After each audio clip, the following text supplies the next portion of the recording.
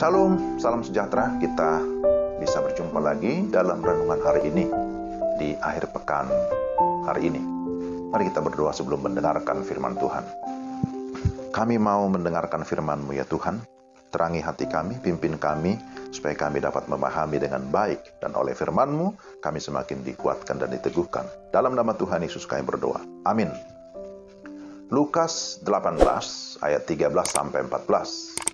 Tetapi pemungut cukai itu berdiri jauh-jauh, bahkan ia tidak berani menengadah ke langit, melainkan ia memukul diri dan berkata, "Ya Allah, kasihanilah aku orang berdosa ini." Aku berkata kepadamu, orang ini pulang ke rumahnya sebagai orang yang dibenarkan Allah, dan orang lain itu tidak. Sebab barang siapa meninggikan diri, ia akan direndahkan, dan barang siapa merendahkan diri, ia akan ditinggikan. Demikian Injil Lukas pasal 18 ayat 13-14.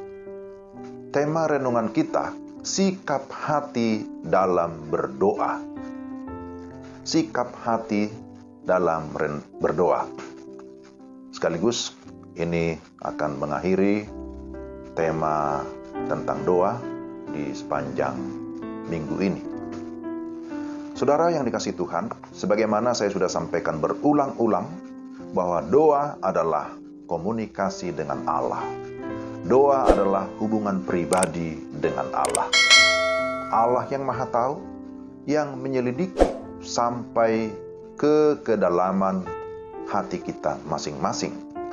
Oleh karena itu, doa haruslah dalam sikap hati yang benar. Seperti apa seharusnya sikap hati kita ketika kita berdoa kepada Tuhan? Pertama, hati yang tertuju pada kemuliaan dan kehendak Tuhan. Nah, ini hal yang pertama. Hati kita tertuju kepada Tuhan. Kita rindu untuk memuliakan Tuhan di dalam segenap doa kita, bukan untuk kepuasan diri sendiri. Jika kita berdoa dan mendapatkan jawaban doa, hendaklah kita memuliakan Tuhan. Kedua, doa harus dibangun di atas hubungan yang hangat dan hormat, bukan sekedar rutinitas dan mekanis seperti mesin ataupun robot. Kita tidak menghadap Tuhan dengan sikap yang angkuh atau arogan, sebagaimana orang Farisi yang dijelaskan dalam ayat ini, bahwa orang Farisi berdoa, tetapi di dalam doanya dia menonjolkan diri. Dia hanya melaporkan kegiatan dan keberhasilannya secara pribadi. Sangat berbeda dengan pemungut cukai yang menyadari bahwa dia adalah orang yang berdosa, dan karena itu ia merasa tidak layak, dan karena itu dia berdiri jauh-jauh. Dia memohon belas kasihan Tuhan dengan segala kerendahan hati. Inilah sikap yang benar.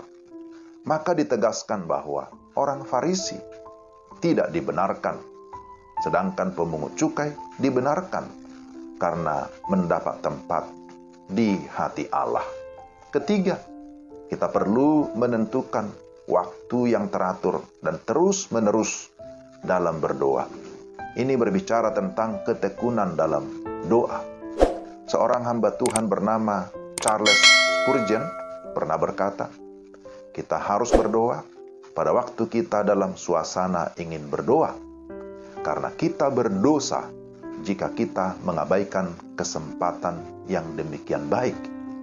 Tetapi kita juga harus berdoa pada waktu kita tidak merasa ingin berdoa, sebab akan berbahaya jika kita tinggal dalam keadaan tidak sehat semacam itu. Jadi, selain daripada waktu-waktu doa yang kita khususkan secara teratur untuk berdoa, kita pun dapat berdoa kapan dan di mana saja. Kita harus membiasakan diri berdoa di tengah-tengah aktivitas kita sehari-hari, sekalipun di dalam berbagai kesibukan. Belajar dari Yesus ketika dia dalam kesibukan pelayanan yang begitu padat, tetapi dia tetap mengambil waktu, mengkhususkan diri untuk berdoa. Kita tetap berdoa supaya kita tetap berada di jalur hubungan yang baik dengan Tuhan. Kiranya Tuhan memberkati kita. Mari kita berdoa. Tuhan, terima kasih untuk firman-Mu. Tolonglah kami supaya kami memiliki sikap hati yang benar ketika kami menghadap Tuhan, ketika kami berdoa, supaya kami pun akhirnya dapat merasakan kelegaan, merasakan sukacita, karena Tuhan bersukacita ketika kami datang dengan segala kerendahan hati, datang dengan segala ketulusan, datang dengan segala keyakinan bahwa Tuhan sungguh-sungguh mengetahui sampai ke dalam hati kami. Tidak ada yang bisa kami sembunyikan dari hadapan Tuhan, karena Engkau Tuhan adalah Allah yang Maha Kuasa, Maha Tahu. Karena itu Tuhan, tolonglah kami supaya kami hidup sebagaimana seharusnya kami sebagai anak-anak-Mu. Dalam nama Tuhan Yesus kami sudah berdoa. Amin.